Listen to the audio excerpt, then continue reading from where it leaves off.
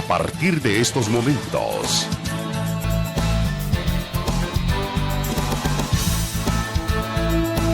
Conversando con Alfredo Villarreal.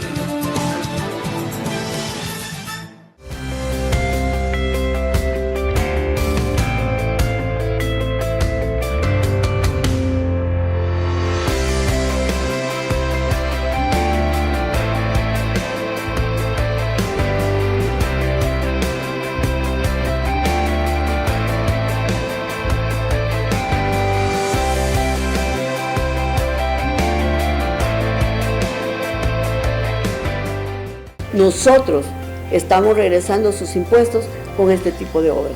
Antiguo, ahora es mejor. Desde el Centro Gripoliógico de Virogrip se pronostican lagrimeos torrenciales y malestar general. Cambia el clima de la gripe con Virogrip, en jarabe, sobres solubles y gel Capsa M y PM. ¿Qué tal, amigos televidentes? ¿Cómo se encuentran? Buenas noches. Mire, es un placer que usted ya se encuentre en sintonía de la señal positiva de Canal 8. Le saluda Cecilia Navarrete y para mí es un placer poder dirigir esta entrevista, ya que el licenciado Alfredo se encuentra cumpliendo una misión previamente asignada. Y enseguida, con gusto, le presento los invitados de este día, agradecer por supuesto su fiel puntualidad. Y nos encontramos con Amílcar Durán, quien es candidato a diputado por el Departamento de la Libertad de Vamos. Buenas noches, Cecilia, buenas noches a toda la audiencia que sintoniza Canal 8 a esta hora. Por supuesto, un saludo muy especial. Vamos a platicar acerca de diferentes tópicos y esperamos pues poder llenar las expectativas que hoy nos tienen acá frente a su pantalla. Bueno, y agradecer también la grata presencia de Mireya Monterrosa, quien también es candidata a diputada por el Departamento de la Libertad por Cambio Democrático. Buenas noches, Cecilia. Muchas gracias por permitirnos poder expresarnos y que la población tenga herramientas para poder tomar decisiones en los próximos comicios. Bueno, y entramos ya en materia y quería saber la lectura de ustedes sobre las recientes protestas que han generado alcaldes y empleados municipales que están exigiendo el pago del FODES atrasado. Bueno, no sé si Mireya quiere empezar, pero por favor. Lo que hemos visto hasta el día de ahora, bueno, en la última protesta que hubo por lo del FODES, esto no es nuevo, otros años se ha atrasado y se ha atrasado por la misma complicidad de que los partidos no se ponían de acuerdo en ese tiempo y de hecho en ese tiempo nos hicieron bajar en calificación como país. Ahora debemos de saber que hubo una pandemia y todavía estamos en proceso de poder salir de esa pandemia, estamos en una nueva normalidad. Por lo tanto, obviamente la economía sabíamos que no iba a estar en el mejor momento, íbamos a bajar y esto ha sido a nivel mundial, no es solo en el país.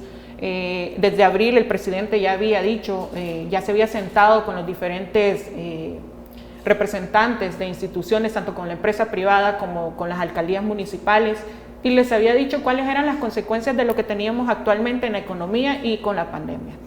Había dicho los 4 estados que iba a ser más afectados y parte de eso era la empresa privada y las municipalidades. En la recaudación, obviamente, la recaudación en todos los municipios ha caído grandemente, en unas alcaldías más que en otras. Tenemos la alcaldía, yo soy concejal de la alcaldía de Santa Tecla y le comentaba a mi compañero fuera de cámaras que tenemos un alcalde que la semana pasada ha pasado $60,000 para publicidad, $60,000 para vallas y MUPI, $60,000 para una consultoría pública. Son cosas que no son necesarias ahorita. La construcción de un parqueo. Sí, es cierto, lo prometió él en su campaña, pero no es el momento de hacerlo. Como población no es la necesidad primordial eso. Nosotros tenemos necesidades y parte de eso es que la salud de la población sea excelente. ¿Por qué razón? Para que la población tenga una salud necesitamos primero cubrir y el presupuesto de salud necesitamos aumentarlo.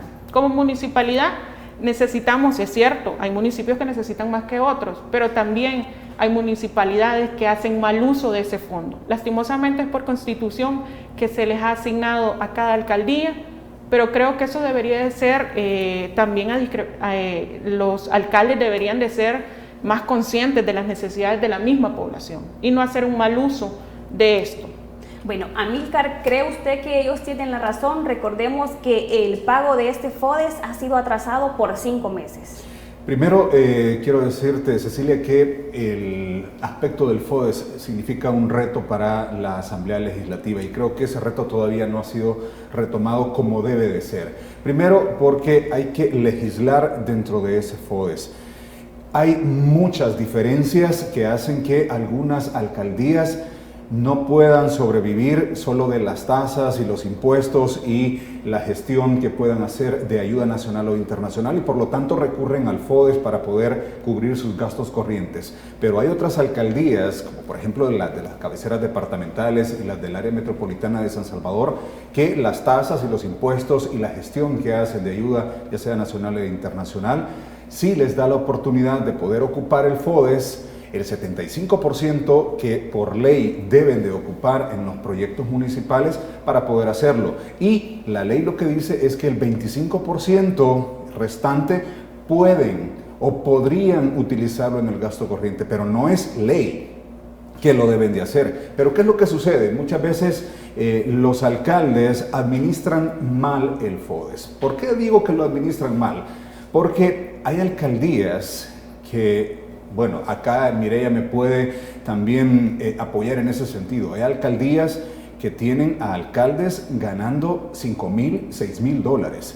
¿Son salarios estos cuando tenemos un salario mínimo de 300 para la población en general? Creo que no. También hay que ponernos la mano en la conciencia y saber que esos salarios no son para poder tenerlos en las alcaldías. Los alcaldes tienen que ponerse también junto al pueblo y una forma de ponerse junto al pueblo es bajarse esos salarios. Otra de las cosas que es necesario decirlo en cuanto al FODES, debe de regularse qué alcaldías tienen FODES y qué alcaldías no tienen necesidad de FODES. Hay alcaldías como Antiguo Cuscatlán, como por ejemplo Santa Tecla, San Salvador, San Miguel, en fin, alcaldías que recaudan impuestos y que tienen suficiente como para poder subsistir y lo demás poder ocuparlo en obras. Hay alcaldías como por ejemplo Talnique, Tamanique, Zaragoza, Tepecoyo, Zacacoyo, en La Libertad, que no tienen esa cantidad de recaudación de impuestos y por lo tanto ellos sí lo necesitan.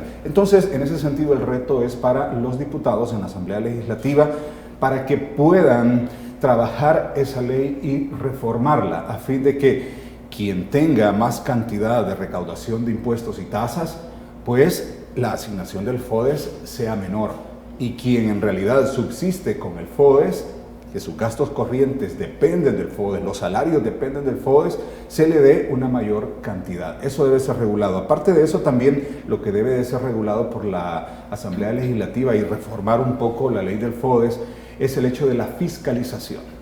Yo estoy de acuerdo que les den el dinero, pero que ese dinero sea fiscalizado en cómo se ocupa. ¿Cómo se puede hacer? Los cabildos abiertos, por favor, señores.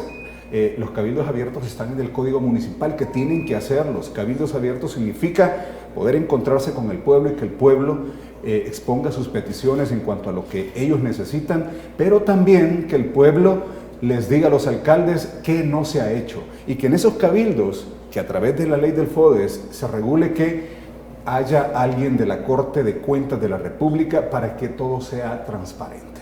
En ese sentido, creo que cuando se tocan los salarios de las personas en las alcaldías, la gente, obvio, sale a la calle. Pero también, quienes salen a la calle, también hay gente que es pagada por los partidos políticos. Y hemos visto también que se han enfrentado, han golpeado a gente que ha querido pasar esos bloqueos. Vimos un video lamentable de gente de supuestamente la alcaldía de San Marcos agrediendo a un motociclista, golpeándolo, y eso no debe de pasar. Ya estamos en el 2020 y ya esos enfrentamientos ya deberíamos de dejarlos en el pasado. Y lo que tienen que hacer es el Ministerio de Hacienda, Comures, la Asamblea Legislativa, sentarse. Hoy ha habido una reunión entre estos tres sectores y lo que de ahí surge precisamente es lo que el pueblo quiere, consensos, acuerdos. De eso se trata la situación en este país. Ya no queremos más pelea, ya no queremos más discusiones, qué tanto poder tienes tú, qué tanto poder tiene el otro. Yo creo que el pueblo está cansado de eso y lo que quiere es diputados, alcaldes y gente que se siente y logre acuerdos. Esa es mi posición. Bueno, Amílcar, muchísimas gracias. Amigos televidentes, por favor, usted no nos cambie. Después de una breve pausa comercial, seguiremos abordando más temas de interés nacional. Ya volvemos, conversando con Alfredo Villarreal. Sigamos conversando con Alfredo Villarreal. Ya estamos de regreso, amigos televidentes. Gracias por continuar informándose con nosotros. Y mire, queremos consultarle acá cómo ven ustedes la presunta manipulación de sindicalistas para que cerraran el ingreso de camiones de basura al relleno sanitario de Nejapa. Recordemos que puso en riesgo la salud de miles de ciudadanos de la capital, un tema bastante sonado. Yo escuchaba al presidente de Astran reclamar tres cosas.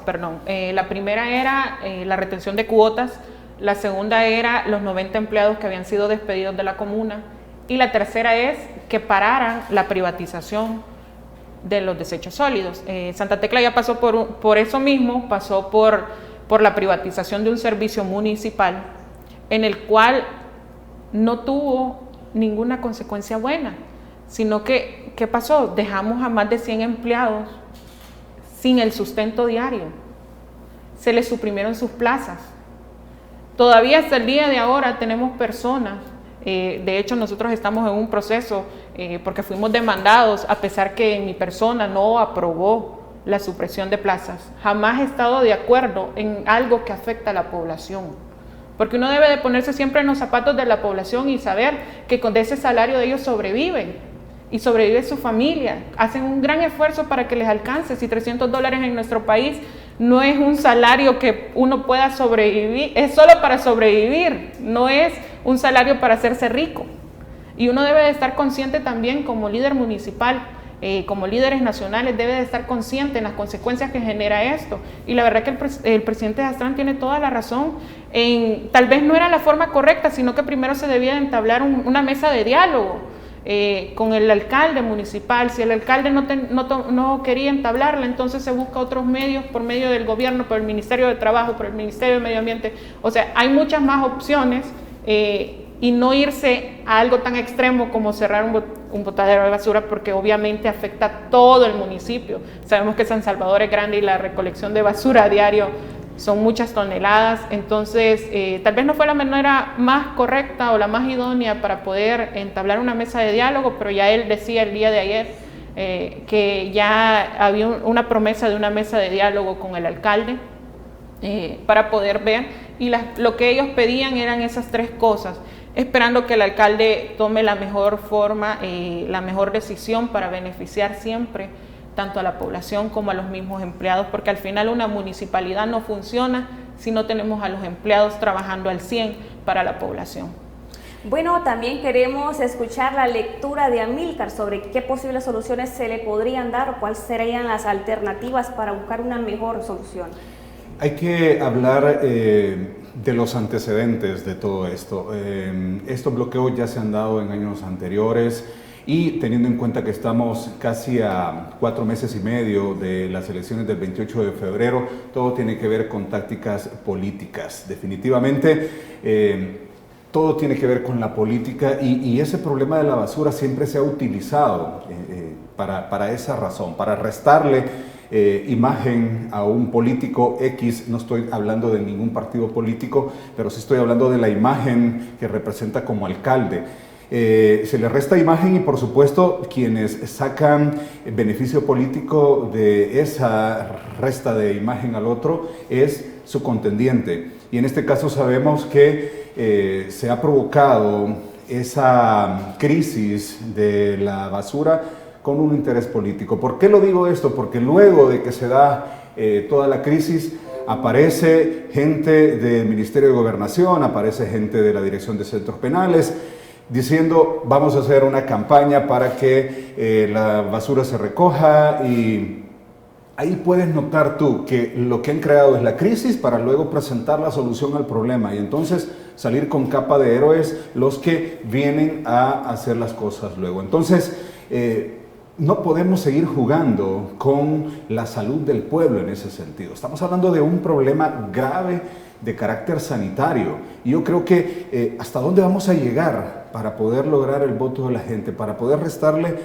en la imagen a uno y poder lograr imagen para el otro. Creo que no se vale. El pueblo está en medio y es precisamente por el que debemos de velar. En Vamos, por ejemplo, tenemos como premisa eso, el beneficio del pueblo, el bien común para las personas.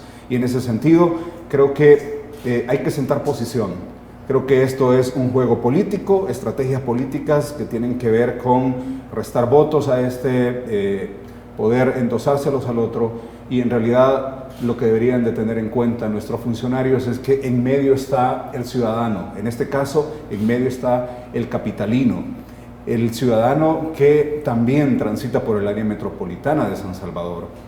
Y creo que en ese sentido tienen que tener mucha conciencia de con lo que están jugando en este momento. Es la salud de la gente, es la crisis sanitaria que podría provocar enfermedades en medio de una pandemia. En medio de una pandemia donde se nos pide que nos lavemos las manos, donde se pide que usemos mascarilla, donde se nos pide que andemos el alcohol gel. Pero ¿qué pasa a nuestro alrededor, en nuestro entorno? Basura. Eso va en contra de nuestra propia salud. Entonces, por favor, a los políticos involucrados, pensar más en la gente. Bueno, y también hablar de aquellas personas que no pertenecen a la alcaldía de San Salvador y también de la actitud pasiva de la Policía Nacional Civil. La verdad es que las instituciones están para velar tanto el bienestar de la población y del Estado. Hasta no sé por qué razón no habrá reaccionado la PNC como tenía que haber reaccionado, que era la protección de estas personas a las cuales fueron maltratadas, pero también tenemos que tener claro que los que hicieron los manifestantes, eso es un retroceso para nuestro país. No es posible, como decía Milgar, que estamos en el 2020 y todavía hay personas que realicen este tipo de actos de vandalismo, porque son actos de vandalismo, nos guste o no nos guste, son actos de violencia. ¿Y qué es lo que estamos inculcando en la demás población? ¿Y qué es lo que pasa con los alcaldes que están permitiendo este tipo de cosas de los mismos empleados? Por eso es que hay mucha gente que llega a las alcaldías y dice, miren, me trataron mal de tal forma. Por eso es que las personas no hacen bien su trabajo, porque el mismo jefe, que es el alcalde y su consejo, le permiten este tipo de cosas, este tipo de violencias. Esto no puede quedar así. Si a quienes maltrataron es a la población, es a la mayoría. A quienes nos han afectado es a la mayoría, todo aquel que iba para su trabajo y se encontró con las calles cerradas. O sea, también ellos tienen que tener un poco de conciencia, pero lastimosamente volvemos a lo mismo, donde las alcaldías se han quedado acostumbradas con el porcentaje que se les permite para pago de planilla a mes con mes sobrevivir de eso y no apartar de la misma recaudación municipal para poder cubrir esa parte. Al final el FODES es para proyectos sociales, para proyectos municipales, proyectos comunales, no es para este tipo de cosas. Y si veíamos, la mayoría de manifestantes decían que era su salario sí, pero el FODES no cubre el 100% de una planilla. Tenemos que tener claro y tenemos que dejárselo claro también a los empleados. Bueno, yo creo que en ese sentido, sí, en algún momento cuando se juega con los salarios de la gente tiende a salir a la calle, ¿verdad? La forma en cómo lo hace quizás no es la correcta. Como yo lo decía anteriormente, hay que sentarnos, hay que llegar a acuerdos, hay que buscar las soluciones de manera consciente, de manera que podamos escuchar al otro y se pueda escuchar todos los sectores involucrados. En ese sentido, yo creo que aquí hacer el llamado a los empleados, sobre todo de las alcaldías, para que se sienten, que creen un pueblo organizado puede lograr soluciones en este sentido, que se organicen, que se sienten con los alcaldes, que les exijan que ellos velen por sus salarios, pero que también lo hagan de manera mesurada, a fin de que los gastos que se tienen en la alcaldía no se vayan a otras cosas. Priorizar los gastos. Yo tengo entendido de casos, por ejemplo, aquí en el área metropolitana de San Salvador, de alcaldías que gastan miles en servicios de telefonía para celular. ¿A quiénes se los dan? A las personas que trabajan con ellos en los territorios. Ahora, ¿es eso necesario? Yo creo que no. ¿Por qué no invertir eso en becas que puedan dar las municipalidades a los jóvenes de escasos recursos económicos para que puedan tener, hoy que hemos tenido la pandemia, todos necesitan un celular, servicio de internet para poder entrar a sus clases en las universidades o en las escuelas públicas o privadas? Ahí deberíamos de poder llevar ese dinero y ese beneficio que al final, señor alcalde, a usted también le va a beneficiar en cuestión de imagen política. Pero ¿por qué no hacerlo? ¿Por qué simplemente llevar esos fondos a otros destinos que no son prioritarios? Pensemos primero en la gente, pensemos primero en los más pobres, pensemos primero en ese salvadoreño que a las 4 de la mañana ya está en pie y se duerme hasta las 10 de la noche. Pensemos en ese salvadoreño que en su familia tiene a su esposa, tiene a sus 3 hijos, los 3 hijos estudiando, la esposa también trabajando, todos viendo de qué manera, como decía Mireya, subsisten, porque con salarios como los que tenemos, pues la gente eso hace, subsistir. Entonces pensar en eso y darle el desarrollo al municipio, darle obras al municipio, pensar en la gente, hacer conciencia social en la gente, trabajar con la gente. De eso se trata. No olvidémonos de los resultados políticos que puedan obtener en febrero. Olvidémonos de eso ya. Pongamos en primer lugar el bien común. Y si hablamos del bien común, es hablar de las necesidades de la gente en sí. No estoy diciendo que no piensen en sus empleados. No estoy diciendo eso. Sí, pensemos en los salarios de los empleados y en cómo hacerlo. Pero también pensemos en las personas que están ahí en su municipio. Como candidato a diputado, me he reunido con varios alcaldes y me dicen, mire, aquí lo que recogemos es bien poco. Gente de Ciudad Arce, gente de Zaragoza, lo que recogemos es bien poco. Y entonces tenemos que tomar del FODES, de acuerdo, pero hay alcaldías que, como lo decía anteriormente, no lo necesitan. Entonces ahí habría que hacer un balance y hay que trabajar esa ley para que ya no se vuelvan a dar estos bloqueos, estos enfrentamientos entre los empleados, la policía. Miren, ¿a quién le interesa que se den esos enfrentamientos? ¿A quién le interesa que un salvadoreño se esté golpeando contra otro salvadoreño? A la gente que está arriba. La gente que está arriba solo se queda viendo y dice, lo logramos. Entonces, por favor, pensemos en eso. Bueno, muy interesante el desarrollo de esta entrevista. Amigos televidentes, no nos cambie, continuamos con más después de esta breve pausa comercial. Ya volvemos, conversando con Alfredo Villarreal. Sigamos conversando con Alfredo Villarreal. Bueno, amigos televidentes, y continuamos abordando más temas y en esta ocasión vamos a tocar un tema bastante polémico y quiero consultarles a ustedes qué opinan sobre el atraso del pago de los salarios a los empleados de la Asamblea Legislativa, que ya les pagaron, pero durante todo este proceso. Recordemos que el presupuesto anual se hace en base a lo que se va a recibir en el año. Recordemos también que hemos estado atravesando una pandemia, hemos estado en un proceso de cuarentena, por lo tanto las empresas no habían estado pagando sus impuestos y no habían estado pagando el IVA y todo eso, entonces por lo tanto la Hacienda no estaba recolectando lo que se ha recolectado en años anteriores, por lo tanto obviamente iba a ser afectado todo. De hecho, le presentaron una propuesta a la Asamblea Legislativa de poder pagar los empleados y solo dejar pendientes asesores y diputados, pero no quisieron. ¿Qué razones tendrán? No les interesa el pueblo, no les interesa a sus empleados. Esa es la razón, porque un servidor público debe de estar con y sin salario siempre a beneficio y siempre velando por el bienestar de la población. Y en este caso, los diputados eran minoría y los empleados eran más, por lo tanto, ¿a qué convenía más beneficiar? Eran los empleados. Creo que los diputados, si tuvieran 4 dedos de frente, hubieran tomado la mejor decisión, que era el que sí se les pagara a sus empleados. Pero lastimosamente todavía seguimos viendo que tenemos diputados que no miran el consenso, no hacen un consenso, no miran el beneficio de la población, no miran el beneficio de la mayoría, porque siguen respondiendo a los mismos intereses partidarios y siguen estando cegados. No han cambiado el chip todavía de lo que es una democracia, no han cambiado el chip de lo que es hacer un consenso de trabajo. Pero hasta el día de hoy lo que hemos visto en la Asamblea Legislativa es una oposición por ser oposición y no por querer trabajar en beneficio de la población. Bueno, la lectura de Amílcar, ¿cree usted que hubo justificación o simplemente es parte de una estrategia política? Si lo vemos desde el punto de vista legal, las retenciones no tuvieron que hacerse. Si lo vemos desde el punto de vista legal.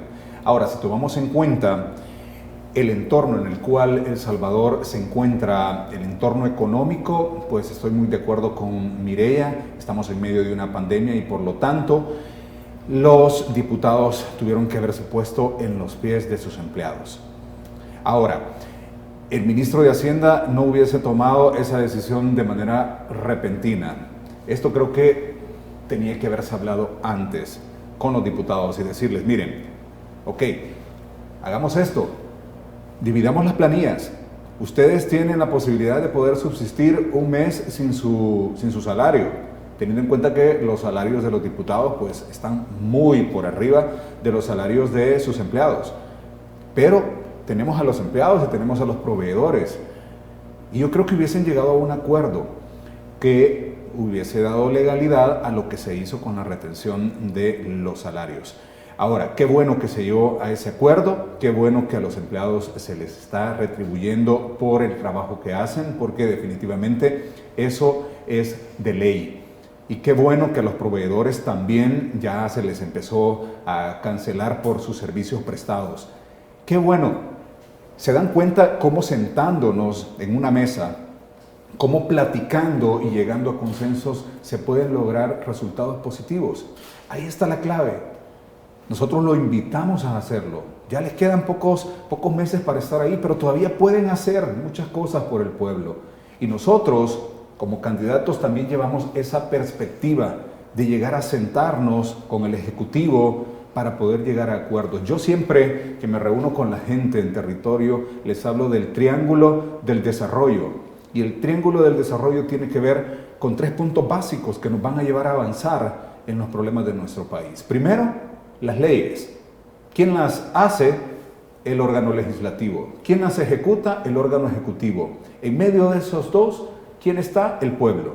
Y cuando esos 3 puntos están en concordancia, podemos lograr el triángulo del desarrollo para que este país avance. Por lo tanto, ¿lo vemos desde el punto de vista legal? Sí, no fue legal la retención.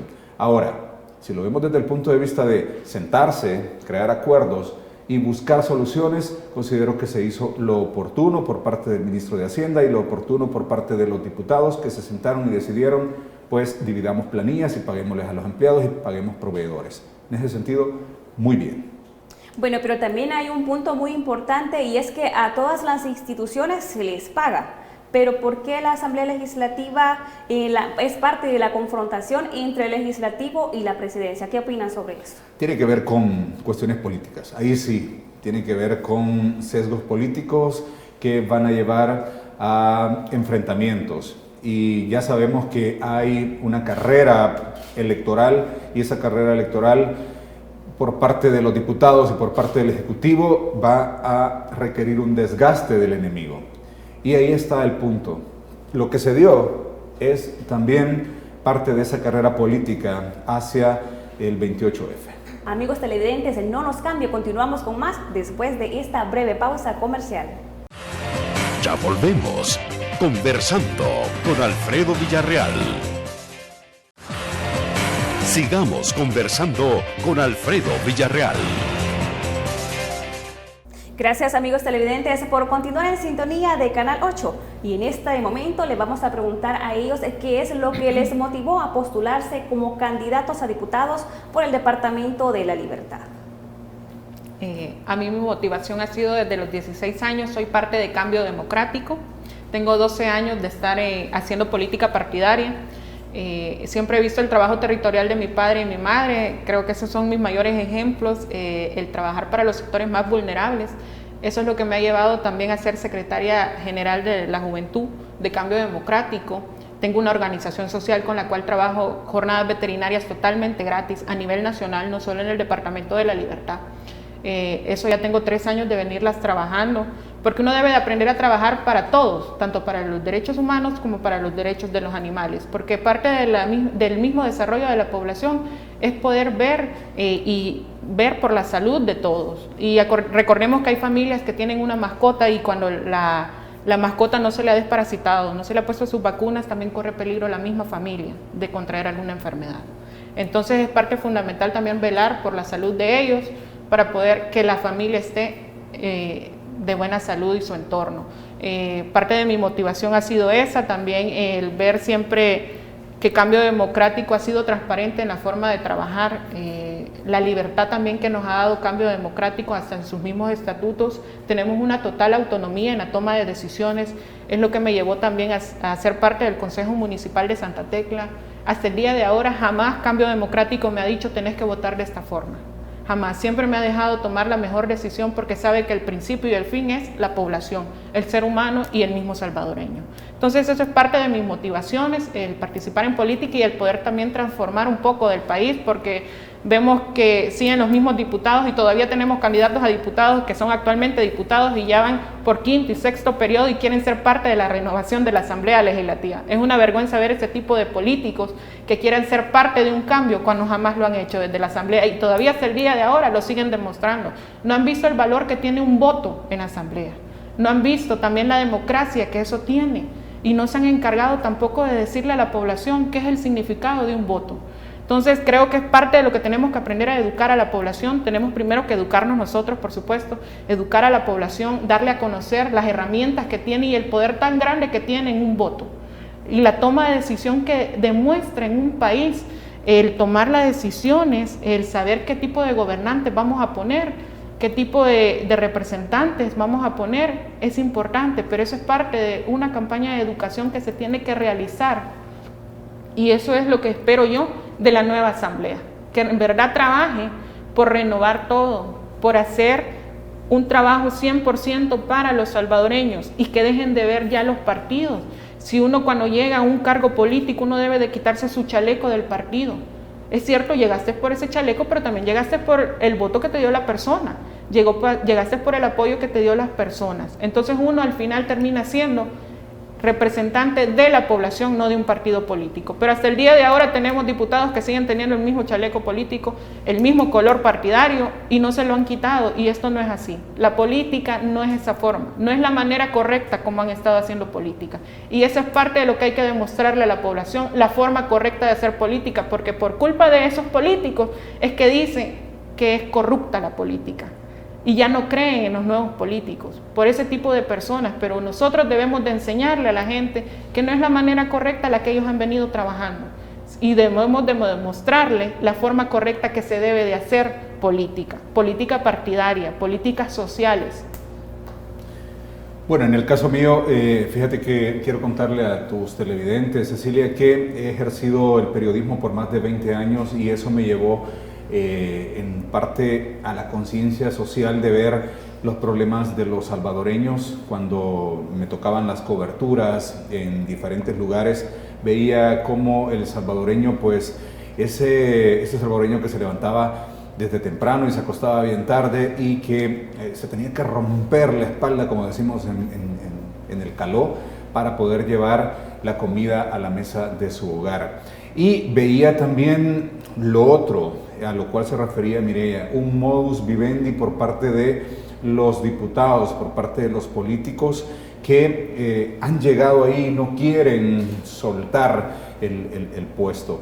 En ese sentido, también yo llegué al hartazgo político, porque veía por un lado sufriendo la población y veía por otro que los que continuaban en la política prácticamente no daban las soluciones a lo que estaba sufriendo la población. Y en ese sentido nos indignamos, y nos indignamos todos, porque cuando tú vas al territorio, la gente te recibe y te dice: yo ya no creo en los políticos, Y entonces viene la labor de nosotros de decirle, mire, ¿sabe qué? Tenemos otra visión, un nuevo pensamiento de lo que puede ser la política y qué es lo que podría ser la política en el futuro. Entonces, eso me llevó a tomar la decisión de poder participar en política, porque dejé de indignarme y dejé esa burbuja que muchos tenemos de estar frente a una computadora opinando en Twitter, opinando en Facebook sobre los problemas, pero no accionamos. Y entonces lo que yo hice fue pasar de la indignación a la acción para lograr la asamblea que queremos, la asamblea transparente, la asamblea que busque acuerdos, la asamblea que precisamente se aleje de esa percepción que tiene la población, esa percepción que muchas veces va más allá de la percepción, sino que va y toca la realidad, la percepción de que el político que está ahí está involucrado en actos de corrupción, ¿verdad?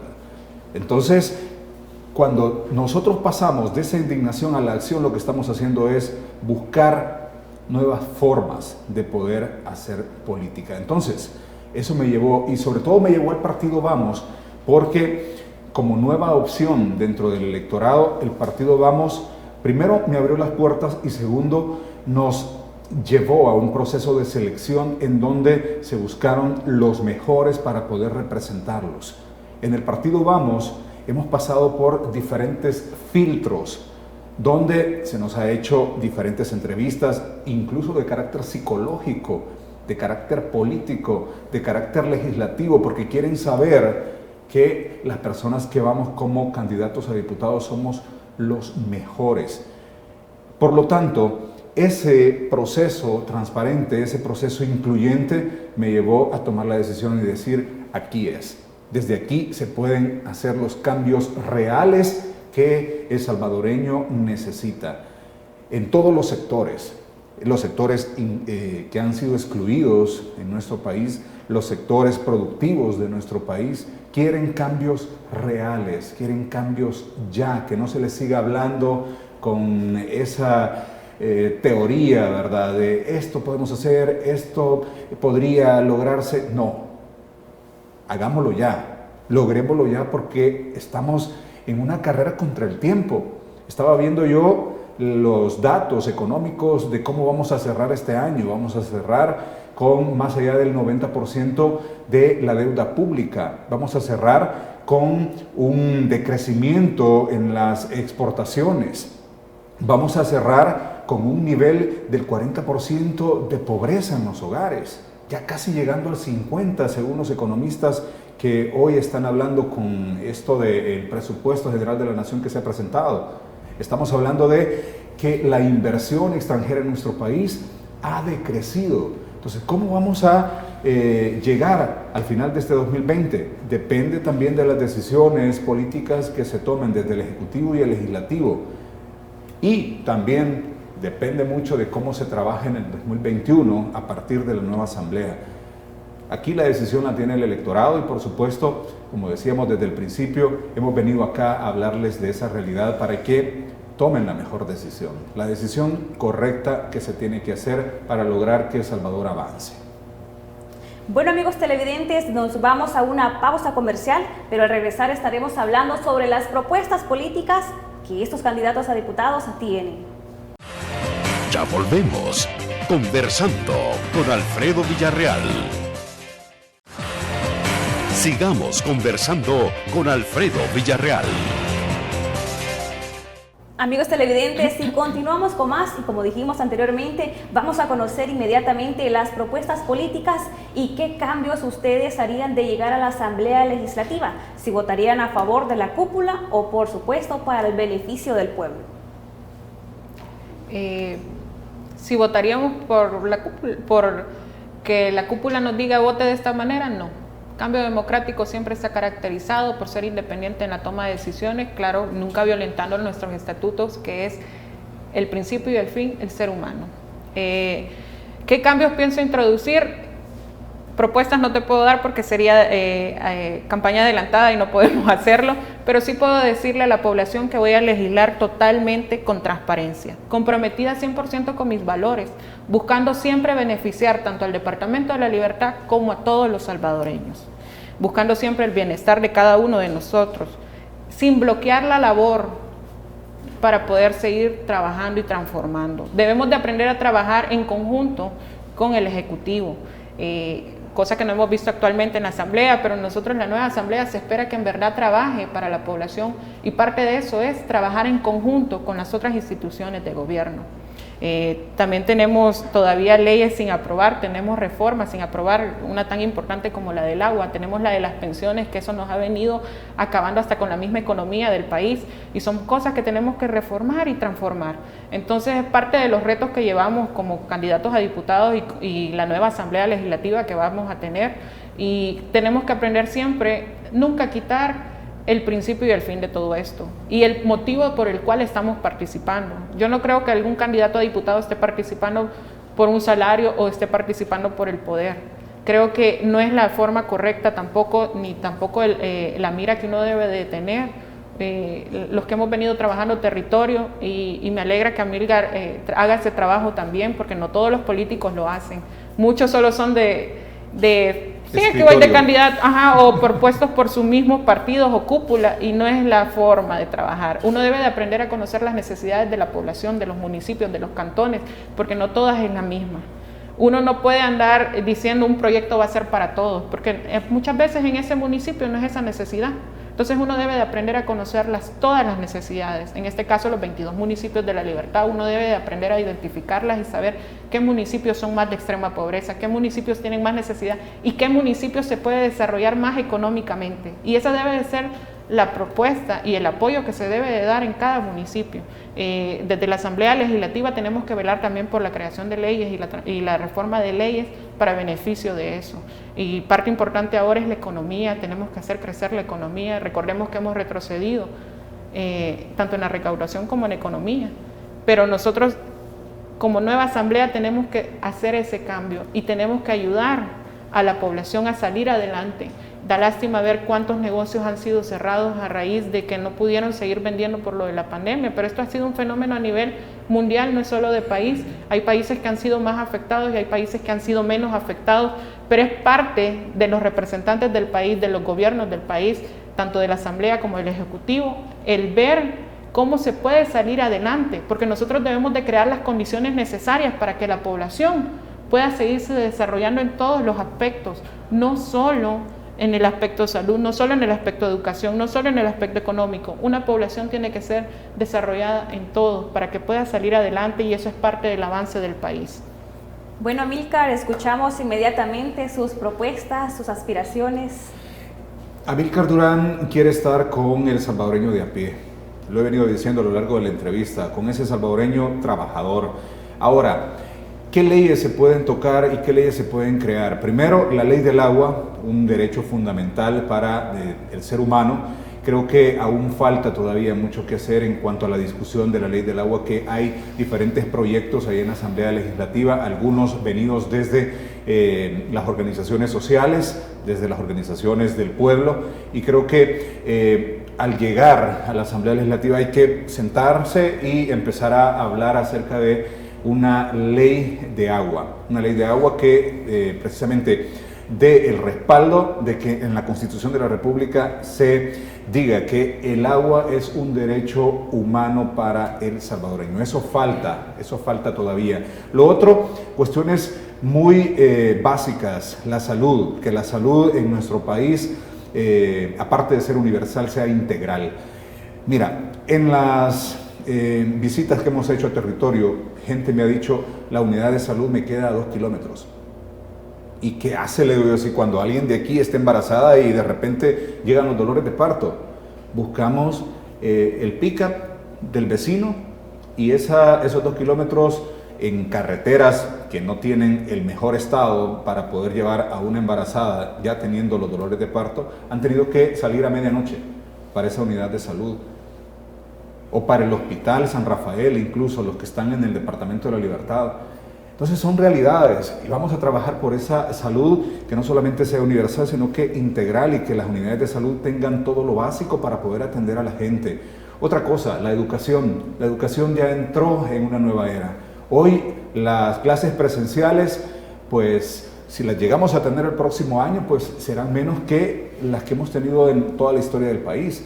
Hoy todo será a través de una computadora, un dispositivo móvil, una tablet, y tenemos que darle a la gente las herramientas básicas para poder acceder a esa nueva modalidad de educación. Por eso queremos trabajar también, porque todavía en esas visitas que te cuento, todavía encuentro muchachos que dicen, mire, la verdad es que no tengo para ponerle datos a mi celular. Sí tengo el celular ahí, pero no tengo los datos para poder hacerlo.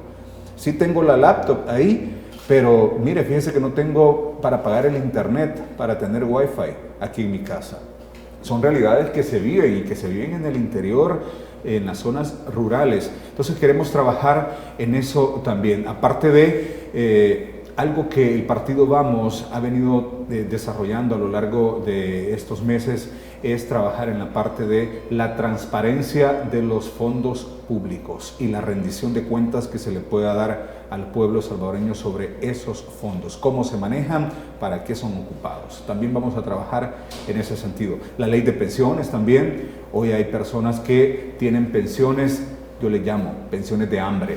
$200 mensuales no te alcanzan para una persona ya retirada. ¿Por qué? Porque tenés que pagar a veces casa, tenés que pagar los servicios básicos, agua, luz, teléfono, de eso te tiene que alcanzar para la alimentación, de eso te tiene que alcanzar para la diversión, porque está contemplada como derecho humano la diversión, el ocio, y no alcanzan $200. Por lo tanto, hay que reformar esa ley de pensiones para que el mayor beneficiado sea el jubilado, la persona pensionada. También hay que trabajar, y esto creo que a muchos políticos se les olvida, como una parte transversal dentro de todo, la parte del arte y la cultura.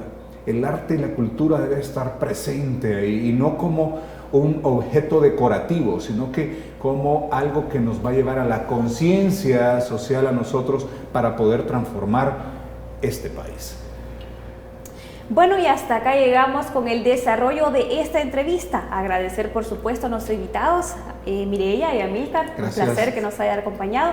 Y, por supuesto, a usted, amigo televidente, por llegar hasta acá y su fiel sintonía. Le deseo un merecido descanso. Feliz noche. Bendiciones. Desde el Centro Gripológico de Virogrip se detectan abundantes precipitaciones de mocos. Cambia el clima de la gripe con Virogrip, en jarabe, sobres solubles y gel Capsa M y PM.